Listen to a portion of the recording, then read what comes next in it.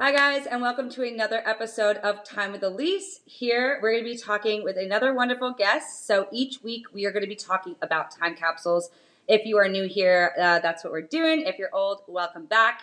Every time capsule that comes onto this show is from all parts of the globe.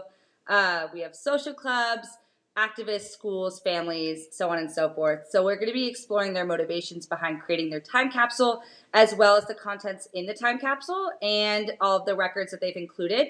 Talking about the future world that the time capsule will be opened in. And today I'm talking with a wonderful guest. So I'm going to bring her on to introduce herself. And we're going to just hop into it like we usually do. I'm very excited. So, hello, how are you today? Oh, I'm great, Elyse. Thank you so much for having me on your podcast. Of course, I'm very excited to get started, Georgina. Um, can you pronounce your last name for me? It's Kachuk. Kachuk. Okay, so I didn't want to mispronounce that. But Georgina, thank you so much for joining us today. And I usually just hop right into it. So go ahead and tell yourself and the audience a little bit about who you are. Okay, my name is Georgina Kachuk. I live in Alberta, Canada, and uh, that's the second province from the last before you put your feet in the Pacific Ocean. Um, it's a very large province. I actually was checking out the size of it, and it's Texas actually is a bit larger. Really? But if you attach Taiwan to Alberta, they'll be the same size. So I thought that was kind of interesting. Little exercise to see, um, how big the province is compared to the states in the United States. Um, Alberta is famous for Banff. Many people come to the Rocky Mountains and holiday in Banff. Um, Also, perhaps the Calgary Stampede. Um, I've lived here all my life. I've traveled a fair bit, but this is home. Yeah. Um, Well, I love that. and I've been to Canada. I went to Toronto, and then I'm planning a trip to Montreal. So I've always been very interested. Um, and it's amazing that have you lived there you've lived there your whole life. yes, I've traveled, but I've always come like a pigeon home. I love that. Well, thank you. So for those of you who don't know, that's Georgina, and I would love to talk about your time capsule. Tell me a little bit about that time capsule. Okay, time capsules were never on my radar.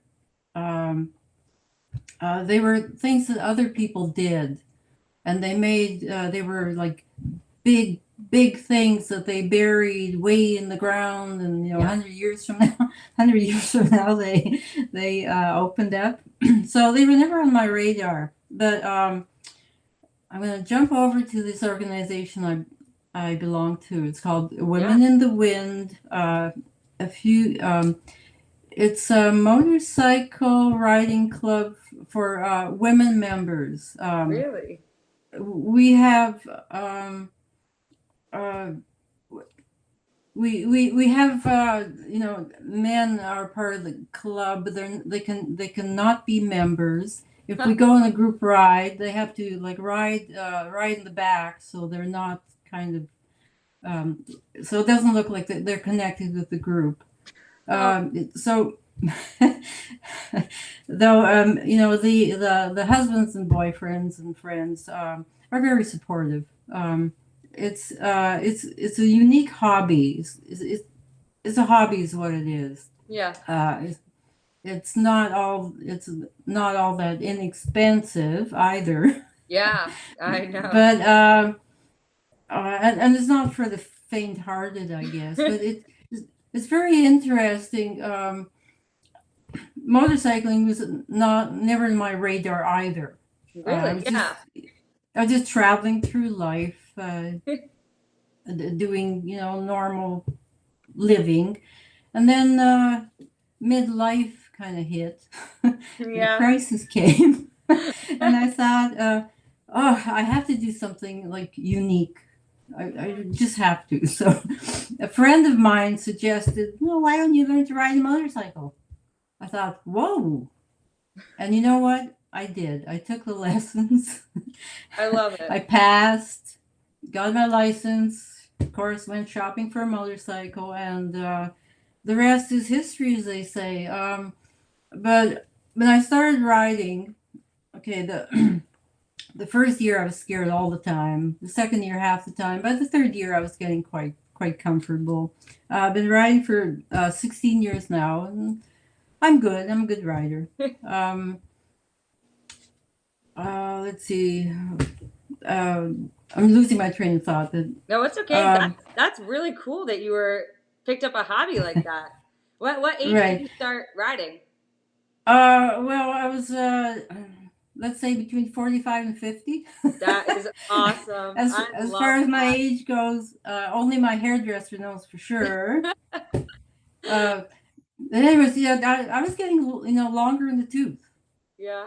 Um, um, but anyways, got the motorcycle and started riding and kind of riding around my community.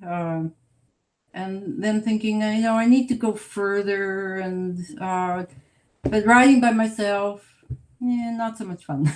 Yeah. So who's out there? So I, checked around and I found this organization, Women in the Wind. I thought, okay, you know, that sounds right up my alley, what I'm looking for. Yeah. So um, I, I researched them, and I found that Women in the Wind was a ladies only motorcycle riding club that a woman in Toledo, Ohio, by the name of Becky Brown started in 1979, June 1st, 1979. The very first chapter of Women in the Wind was born. And by word of mouth, it started to grow. A couple of years ago, they had to change the name from Women in the Wind to Women in the Wind International Wow. Incorporation. There are now 133 chapters around the world. As of June 2021, there's a one in Australia, 18 in Canada, one in Cyprus, two in England, one in Nepal, Wow. one in New Zealand, one in Nicaragua, and 108 in the United States. Wow. Wow is right. Yeah. We're probably close to 2,000 members now, and we meet twice a year. We have parties and big parties. We have what we call a winter international rally. Um, and the winter one is usually held in around mid-February, and of course it has to be held in somewhere in the warmer states in the United States. Yeah. But the summer ones, the Canadian women are able to attend the summer ones. Just finished the summer one in a place called Front Royal, Virginia. Oh, Just finished it. They just had their rally. It's a 4-day rally. It's kind of a mini Sturgis, I guess, for women. Um, and yeah, it starts on Thursday, ends on Sunday, and it's really a lot of fun. And another thing about the organization, I think after one gets out of school, gets on their own, it's harder to make friends. yeah. It really is. I know. Well, I have friends throughout the United States now. Aw. It's just wonderful. Like you're in New York, I believe, New York Yes. State. Yeah, Yeah. I have a good friend. a couple good friends. So I can thank New York. Like, Yeah. imagine. No, that's amazing. It definitely is a little bit harder, and you found something that you guys can really bond over. Yes, yes, that's it's very special, uh, and I'm just thrilled that I'm part of it. It's a Yeah. wonderful organization. I love it. I love it. And especially as a woman, I think it is so cool that you're doing something like motorcycle riding. I've always been really into Harley Davidson, so but I've always been scared to get on one and to actually ride it. My uncle had a lot of motorcycles, so I definitely want to get into it, but you're kind of inspiring me to kick the fears to the side and go ahead and do it. It's if I can do it, anybody can. It was never in my life. We weren't a motorcycle family, Yeah. but yeah, take the lessons. Start the lessons. You either go forward after the lessons, or you'll say, "I'd rather ride a horse." Yeah, yeah. There's two different ways, right? Well, it's clearly a Yes, very meaningful organization to you, so much so that you decided to create this time capsule, right? yes.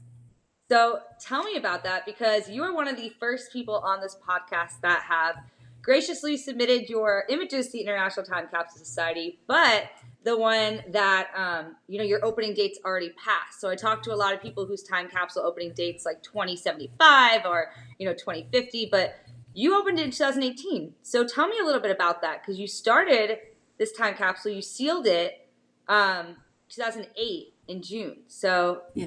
yeah, tell me a little bit. Obviously, it's meaningful because the organization that you're talking about has made such an impact on your life. So, what did you decide to put in that time capsule?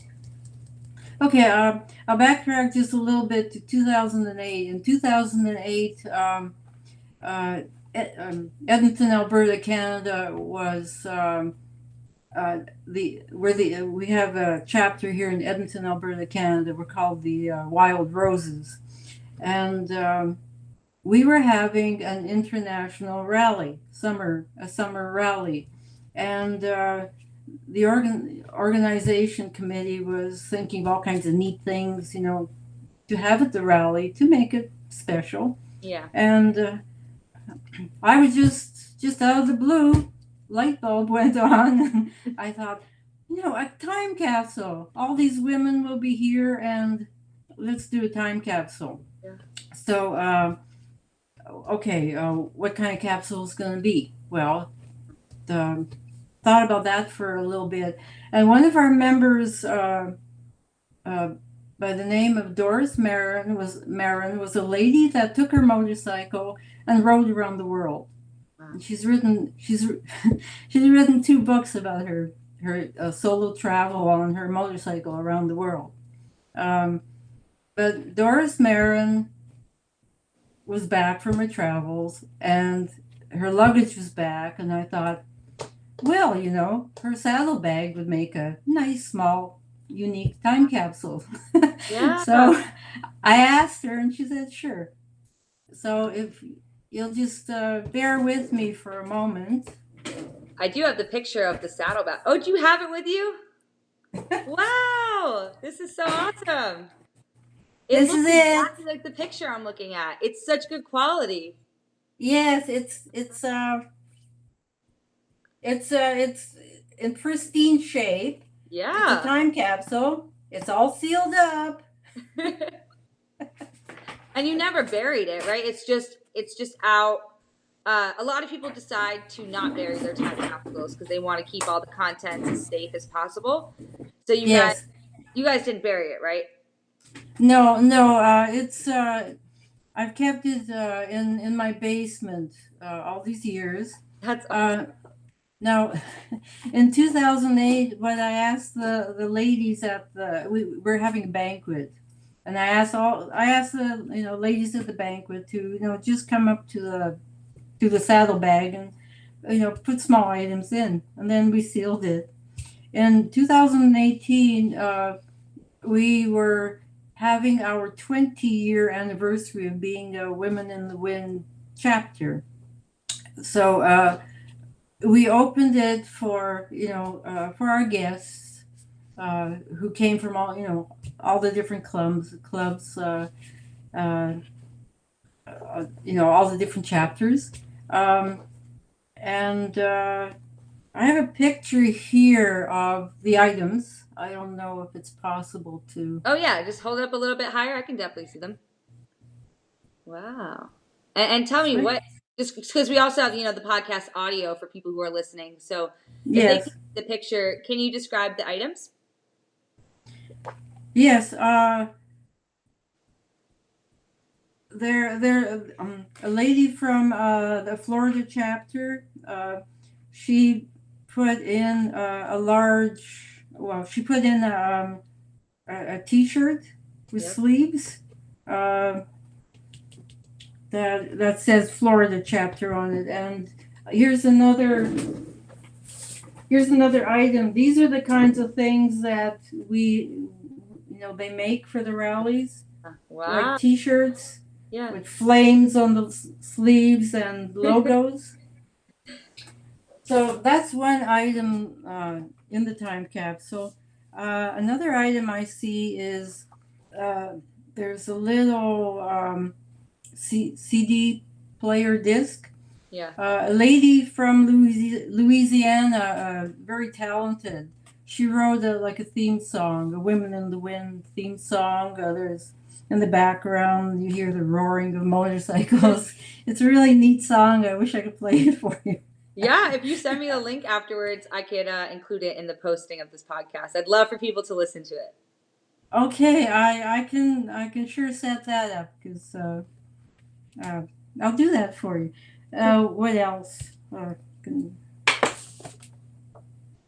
there's a miniature motorcycle. There's a bit of jewelry, like Oh, ladies like jewelry. So yeah. there's a bracelet, a necklace. There's a couple newspaper articles. Uh, there's also, I believe, Doris Marin's book, one of her books. There's a cowboy hat because our theme was Western for our party. Very. Um, so basically, these are small items that you can shove into that saddlebag. They're items that are have special meaning for the ladies that put them into the time capsule. Yeah. So uh, on August 18th of 2018, once again at the rally, the original items went back into the time capsule, and then I asked that more items be put in Oh, uh, okay. at that 2018 rally. So it got resealed. Oh, So wow. the plan is hopefully that Edmonton chapter would have another party, a 30-year party, Wow. um, uh, like in 10 years, and once again, it would be unsealed. People would view the items, and then it would be possibly not resealed again. Possibly at that time, the time capsule would go to the Women in the Wind Museum Oh, that we now we now have established. I think it's in Ohio. wow. Uh, in the museum, for example, is Becky Brown's motorcycle. The woman that started it all. So Okay. gradually, we're putting significant items into our museum. Yeah, you guys are really archiving and preserving history so that the organization can keep living on. Yes, I love it. I think it's awesome. And you'll be able to look back on it and clearly because you set it for the 10-year mark and then 2018 you guys were able to come together and open it, right? yes, How did that feel seeing all the things that you put in there? Especially because it's a 10-year mark. I think honestly 10 years is perfect for something like this because you're all able to get together, have that incentive to really get together and open up this time capsule that you all contributed to. It's really exciting. Time capsules, I believe, there's two gifts in one, creating it and then opening it up down the line. So how did that feel to open it up and see your stuff? I know a lot of my guests, they usually come on and they preserve their time capsules for hundreds of years, and they may never get the chance to open it. So you're one of the few that's been able to open it and experience that. Well, it was a very popular display on the display tables. The thing that sticks in my mind is that there was there was a couple women from Florida Yeah. chapter that came to our rally here in Edmonton, and on in the time capsule was a letter that their Florida chapter member had written 10 years ago when she was Oh, at our 2008 party. She did not come to our 2018 party, but some of her fellow chapter members did come, and one of them read the letter to us that the lady had written, and tears were running down her face. She yeah. it touched her so profoundly that she was reading something that a lady had written 10 years ago. Wow. Yeah. And what did it say? Do you remember? uh Or like, I wish I did. It was along the theme of hello my chapter. yeah, You I think the world of you, you've you've supported me, and yeah, you're wonderful ladies, and along that theme. yeah, yeah. I love that. It probably gave people more inspiration knowing that, someone was around in this organization for 10 years, saw through the whole podcast. I mean, I'm sorry, the time capsule project, and got to be a part of it, and then continue to add to it in 2018. So when is that next seal date? Are you guys doing it every 10-year as a tradition now? Um, the 10 years is up for chance. Mm, In 10 years' time, if we have if Edmonton chapter has another rally, mm-hmm. uh, we'll open it. But it may be 15 years, it may be Yeah. 20 years, or we may decide to take it to one of the international meetings and open it there. That would be really cool. That would be really So, cool. And you guys are, starting to really just archive your history. So, have you been able to look up how to even find these time capsules with the World Cat? Because now that you've put it in the International Time Capsule Society, it's on this massive library database, and I wanted to show you how to access it. So I set it up on my screen, and let me know if you can see this. So I'm going to show you it. This is like what I'm looking at. Can you see this? yes. Okay, so I'm just gonna go on Google just to show people how to access it. But first we go on the World Cat. So we just type it in. I just wanted to show you this, especially because you have a museum now. It'd be great for people to know. This is the world's largest library catalog. And it's really incredible because it connects you to collections and services of more than 10,000 libraries worldwide.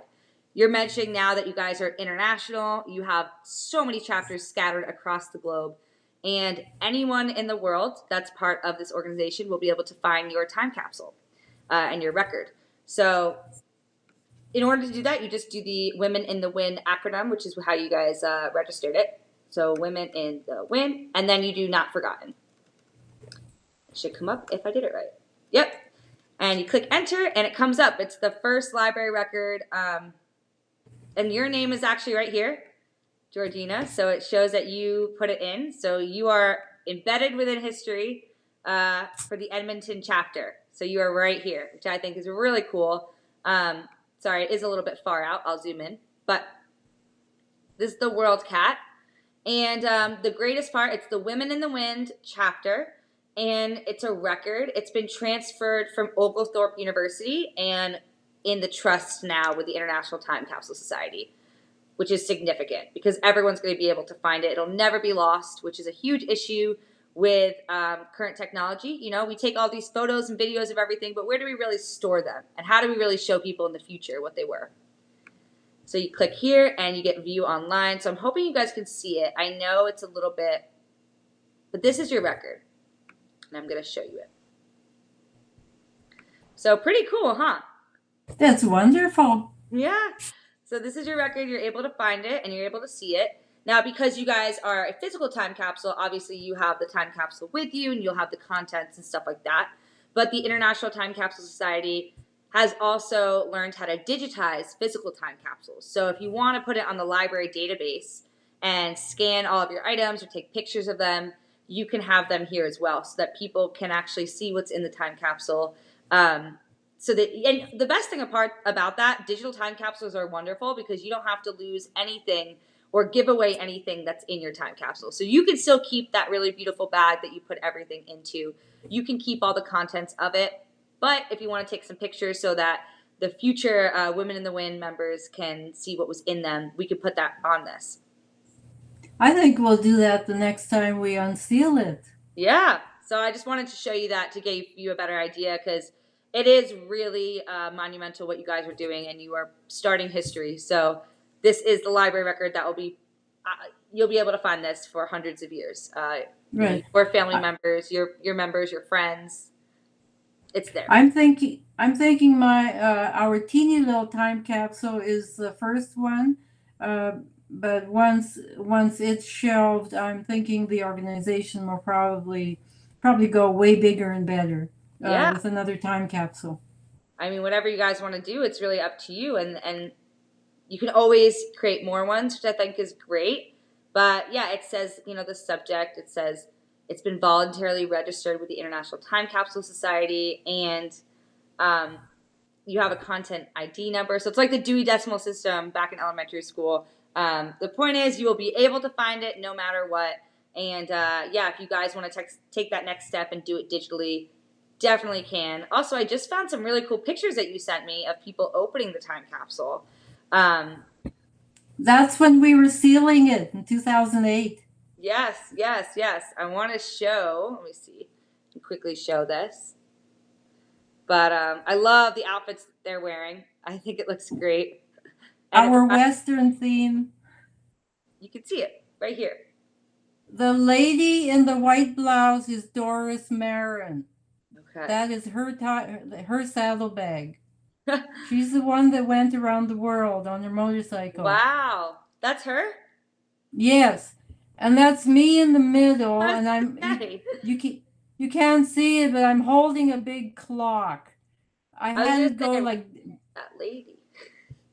I had to go like bong bong bong, and I said, okay, now time's up. The capsule's sealed.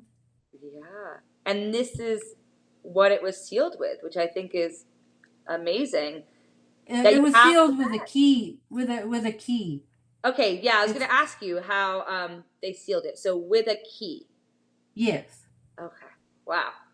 It looks awesome. I love that you were able to bring it in as a prop as well because it's the first time anyone's ever had their time capsule, what it's actually in, on the camera to show us. Because sometimes it's either buried or it's completely different in a museum or something like that. So this was really cool that you were able to do that. And you probably, I feel like a lot of people would be talking about this. Did you get any, media attention? Not for the time capsule. We have had media attention for our being a chapter of the Women in the Wind Ladies Writing organization, but not the time capsule itself. Yeah. See, most time capsules are lost, physical time capsules especially, 80 to 90% of them. So when you bury them in the ground, Mother Nature is very strong, and the water, the rain, the dirt just kind of moves them around. So people get nervous when they bury them because they want to ensure that they're found. So how did you guys ensure that your time capsule was never lost since you didn't bury it? You put it in your basement, right? Yes. My chapter, everyone knows about it. We have this time capsule.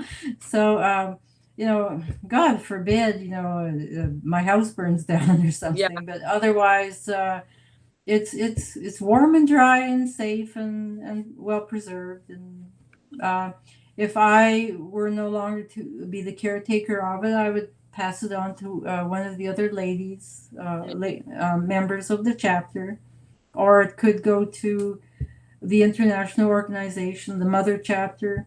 Yeah, There, it's going to be it's not going to get lost. good. And do you think that time capsules are a useful way of preserving history? I know a lot of people, a lot of our listeners are in organizations and they're debating making one. So, do you think it's a useful way to preserve, especially in your experience, history? Well, I was, I gave that some thought, and I thought to myself, we're still in a, in a jaw-dropping state when we think of the tomb of Tutankhamun. Uh, it was a time capsule. Yeah, When it got opened, even today, people are, just in awe of what came out of yeah, that tomb. So thinking about time capsules, absolutely, they're they're I'm trying to find the right word. They're like a little piece of magic yeah, because uh, it's not something intangible. It's there. It's how people how people lived yeah, in the past. You can touch it, you can smell it, you know yeah. you can see it. It's real. Absolutely. Yeah, it's an amazing way I think to remember, the times in which we were living through. I know in 10 years maybe even something as simple as, the long sleeve shirt that you put in. Maybe we won't be wearing things like that. Maybe people will have a specially designed motorcycle wear or the technology came out and we're going to be having suits. We have no idea what's going to go on in the future. So I think opening it and holding those items is the best way to learn about the past. Oh, I absolutely agree. And I, I think right now there's still the thinking amongst people that time capsules are something that someone else does. Yeah. But really, it's something that anybody could do. Yeah. They're not frivolous. They're not a frivolous thing to do. I think that they have to have a special meaning for history. But anyone can do them. Yeah, you make Uh, a good point. You make a good m- point. mine mine is mine is very low budget Oh, really? and really easy. Well, you know, I spent no money on it. Maybe to buy that clock that I had, but other than that, I spent no money on it, Yeah. uh, and here it is, and Yeah.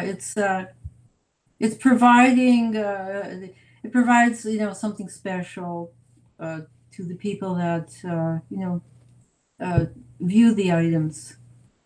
Yeah. Uh, and each item has special meaning for the member that put it in the time capsule. Yeah. Yeah, I absolutely agree. I think it is such an amazing way to remember, how far you've come. And I love hearing that one of your members, read back a letter, teared up a bit, and was able to remember where she was 10 years, prior, and also where she was standing there in front of all these women that she's probably known for a long time or gotten close to. And it seems like you guys have become more of a family, which I love to hear, especially as you have chapters all over the globe. You've probably met people that you would have never met if it was just, you living in Canada doing your thing. So I think you have been subjected to so many different types of people through this too. And it seems like time capsules to me are collaboration, and you get everyone together and you have everyone lend a helping hand, and it becomes what you're talking about. I know a lot of people are nervous that it's going to be a lot of money to make these time capsules, and you're showing that it's very accessible to any that really just want to put the effort in, right? Yes, it's all it takes is an idea, Yeah. and it might seem like an idea that a person can't, it's too big, too many hurdles, but then you modify, and your idea, is comes to fruition. Yeah. It's very simple. Did you experience any challenges that threw you off? I know some people that I've spoken to, the size of the time capsule can be frustrating for them because they want to put more things in it and they just can't fit it. So, did you experience anything like that when you were putting together your time capsule? Oh, not at all. They had to be small items. No ands, ifs, or buts. Yep, yep. No one could put something big in and take up all the space, and so no one else could put an item in. They just had to Yeah. be small, and there was no controversy Yeah. about that. And that's awesome. I definitely, yeah, we've experienced like some people saying it was a bit of an issue, but just because they get excited, right? Making the time capsule, you want to keep stuffing it full of things that you think are important. So being selective Well, about what you choose is key, at least from what I've heard. right. It was easy for me because it wasn't me finding items to put in the time capsule. I asked other people to put their items in. They just had to be small. So I you were the just, manager and you had the checklist to say yes and no. exactly. Yep. So definitely just staying organized when you're making it. And I do want to ask you, since 10 years, it doesn't seem like that long, but it does, a lot changes. A lot changes in a year. So imagine 10. So when you were making that time capsule in 2018, what did you think the world was going to be like when you opened it in 2000 or 2008? What did you think the world was going to be like in 2018 when you did open it? Did you think it was going to change drastically, or were you just, what were you looking forward to? Well, I myself was thinking maybe it would be open in 50 years and the world would have changed quite a lot in 50 Yeah, years. yeah. But it's not my time capsule. It belongs to my club. It belongs to Women in the Wind. So my club decided the other chapter members decided they wanted to open it in 2018. I didn't think the world would have changed r- really lots in 2000 in 10 years, because uh, the world progresses Yeah. at the speed of technology. Yeah. Unless some giant new technological discovery had been made to change it, in a big way. I didn't think we'd see huge changes in 10 years. Yeah. Yeah. Well, even the bikes though that you guys use, do you like the technology is so quickly evolving? Um, what about like the motorcycles? Do you get new motorcycles frequently? How often do you have to buy them? I'm trying to think maybe if you were like making the time capsule at that time, you were driving something or riding something completely different to what you would be riding in 10 years later when you opened it.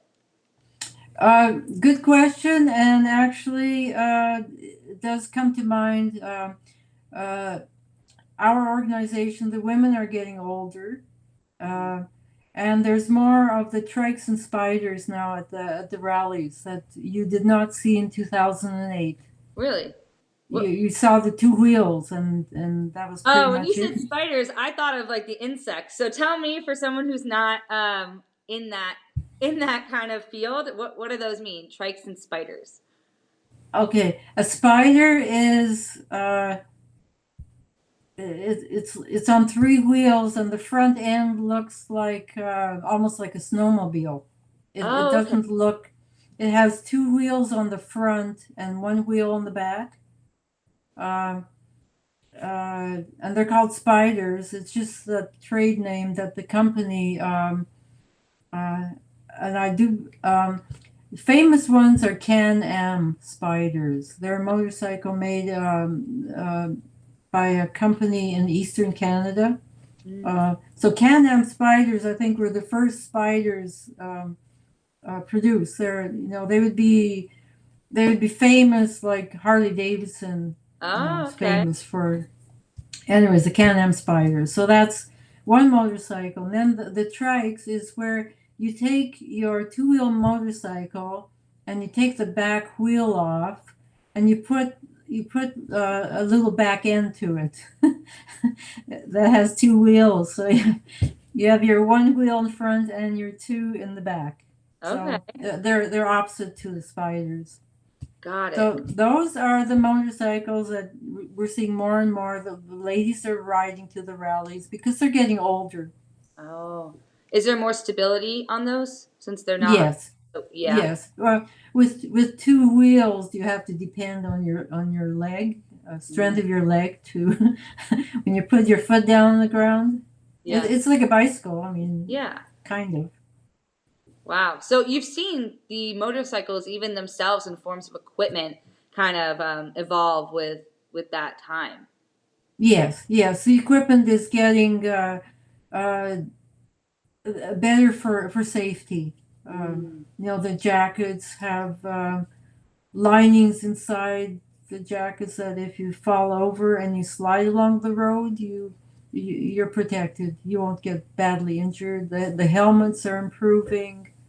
wow. The footwear. It's Yeah. all getting better.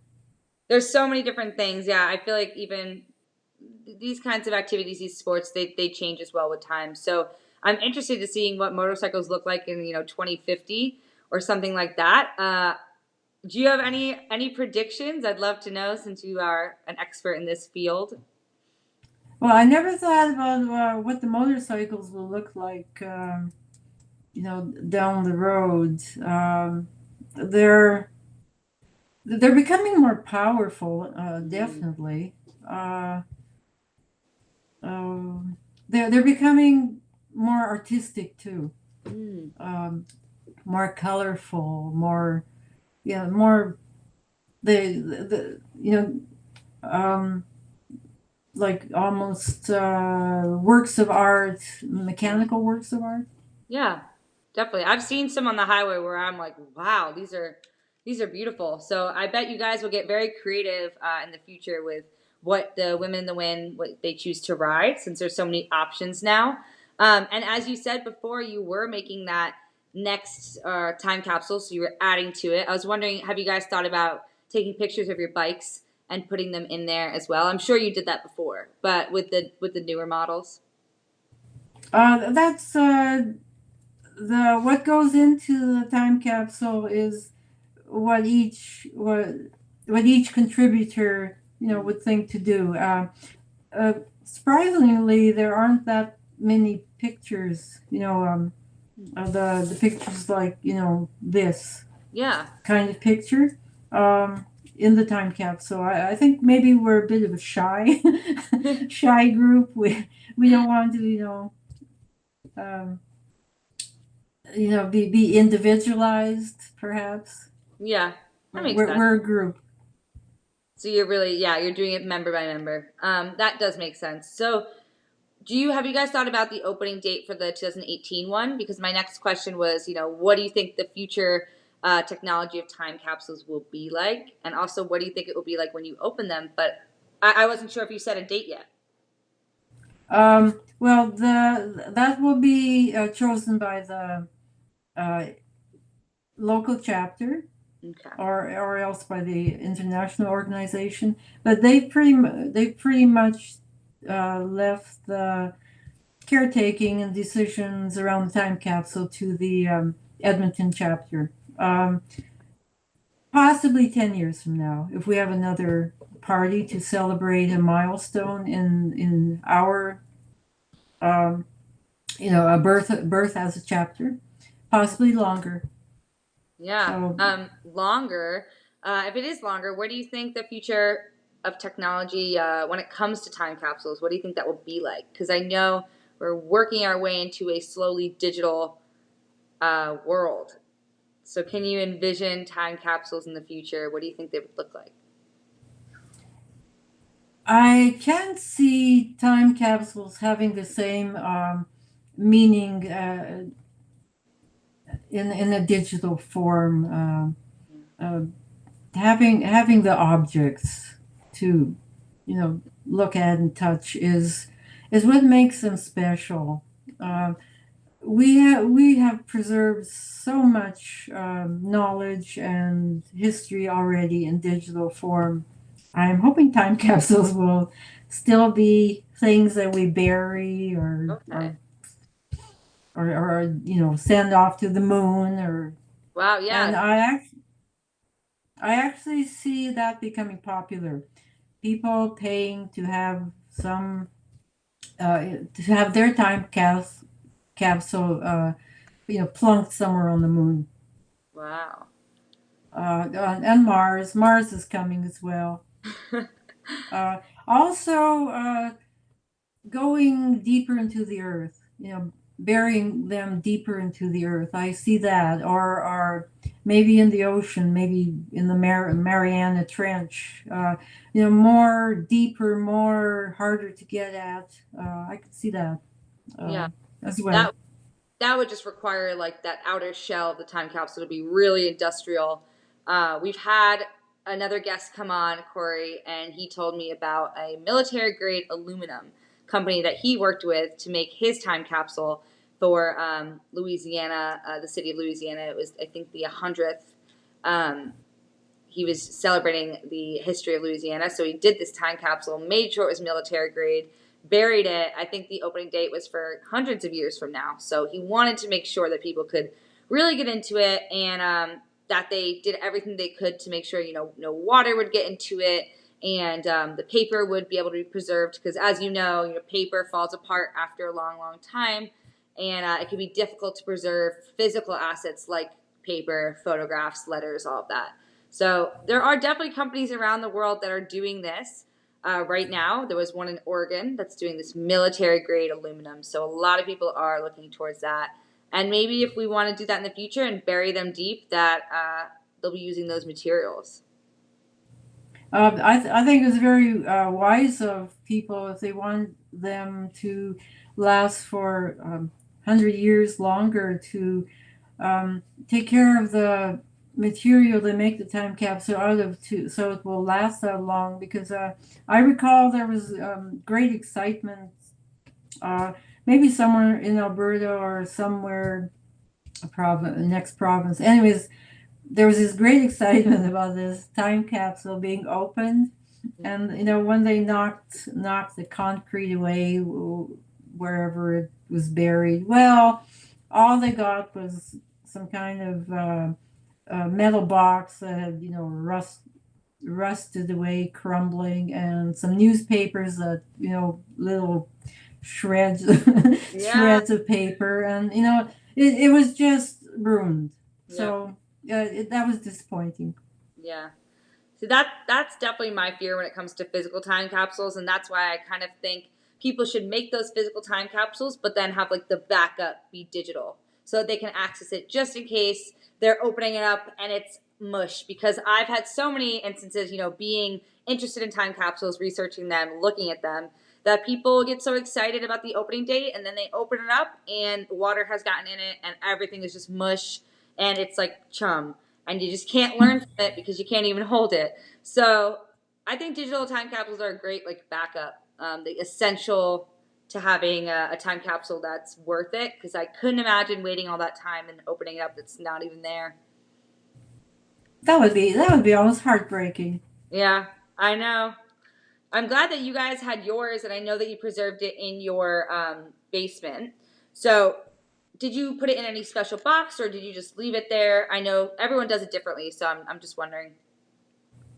My basement is in really good shape, so I feel uh, I everything in my basement, has value to me, Yeah, including the time capsule. yeah, So it's in a good place. And if I were to pass it on to someone else, I'd probably ask, want to inspect where they were going to yeah, store it. yeah. Definitely. I think putting it in dark spaces is definitely a plus. You should really do that, especially if you have photographs in it, because the light can just ruin them. So in that dark place is a good idea. And it sounds like it's held up very well. The bag looks brand new. So I'm pretty impressed by that because it looks great. It really does. I thought that was a brand new bag. And then I saw the photo and I was like, that is the same bag. So can you show me one more time? I think it is just So cool. And Oh, if you're of able to course. show me the key and how to open it, I'd love to see that. Okay. The key is in another area. Oh, that's okay. Is there But like is trust me, there is a key. it I trust you.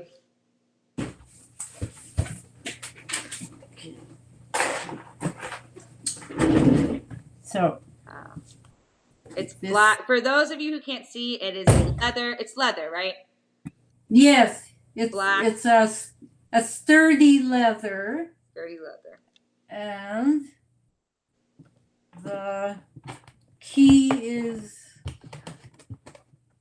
Oh, okay, okay. Now I see. So you just lock it from the top, and then inside, what does the inside look like? it's leather. Okay. It's Yeah. the black leather. Okay. It's firm.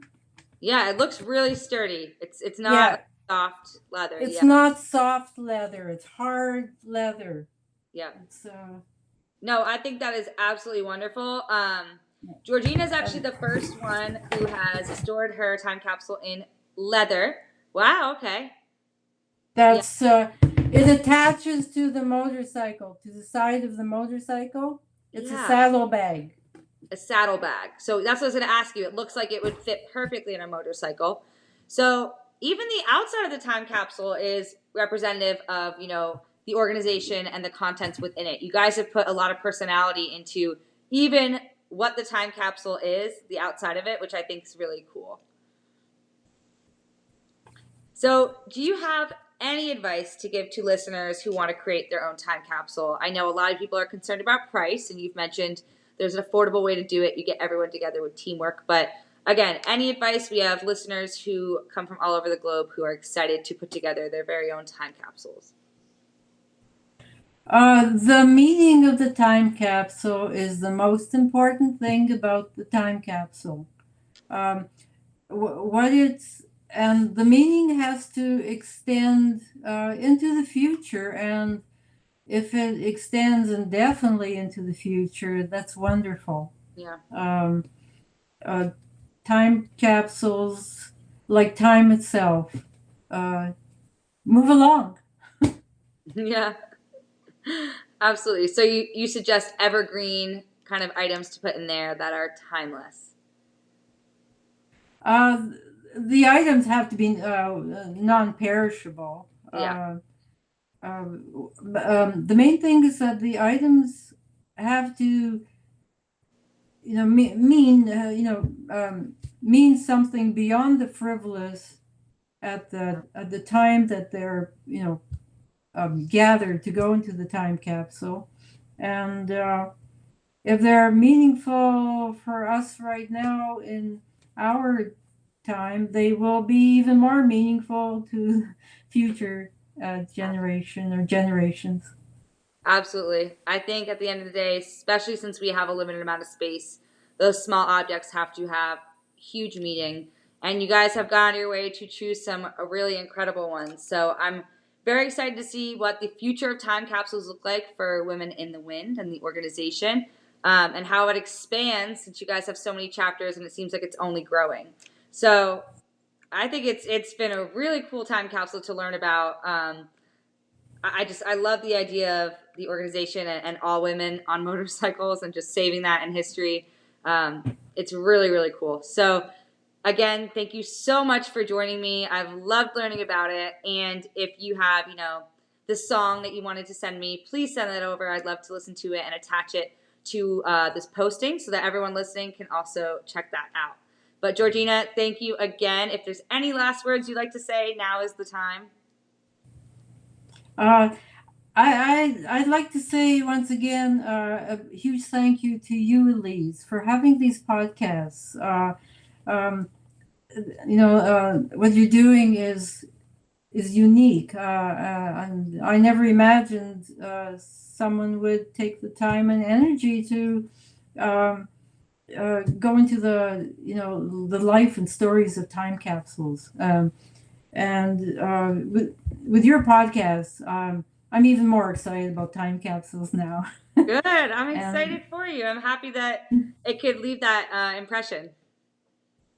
thank you so much, Elise. Of course. Thank you again. And I'm looking forward to keeping up with the organization, seeing what you guys do. So keep in touch, and I will listen to that song when you send it over. Thank you. Wait, thank you so much. Bye. Bye. Okay, so that was wonderful. Another episode with Georgina as our guest, and it really showed us into the world of organizations, showing that time capsules, anyone can do them.